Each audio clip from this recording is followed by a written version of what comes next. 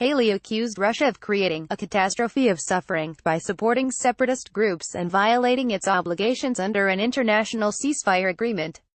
Reuters. Ambassador to the United Nations Nikki Haley on Tuesday called on Russia to withdraw from Ukraine and acknowledge its alleged role in the 2014 downing of a commercial plane, following a recent flare-up of violence in the conflict. We condemn, in the strongest terms, Russia's involvement in eastern Ukraine and its purported annexation of Crimea, said Haley, promising U.S.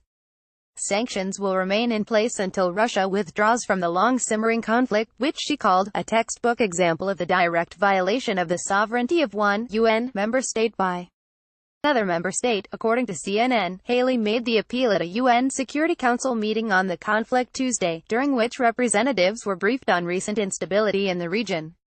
Haley further accused Russia of creating a catastrophe of suffering by supporting separatist groups and violating its obligations under an international ceasefire agreement. Despite its transparent denials, said Haley, there is no doubt Russia is driving the Ukrainian conflict. Read Alsu's embassy calls on Russia to withdraw forces after Ukrainian teenage girl killed in Donbass. He also offered her support to Australia and the Netherlands, after those countries asked Russia to acknowledge its role in the downing of Malaysia Airlines Flight MH17, which was shot down over eastern Ukraine in 2014. An investigative team determined last week that the missile which brought down the passenger plane was fired from a launcher belonging to Russia's 53rd Anti-Aircraft Missile Brigade.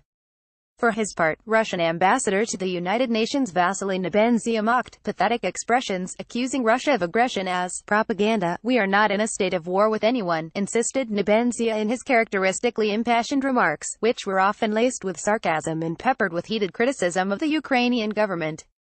Read else. Ukraine to actively defend its position on deployment of UN peacekeepers in Donbas. Groisman. He insisted that it is Kiev, not Moscow, that has undermined the ceasefire and stoked the conflict.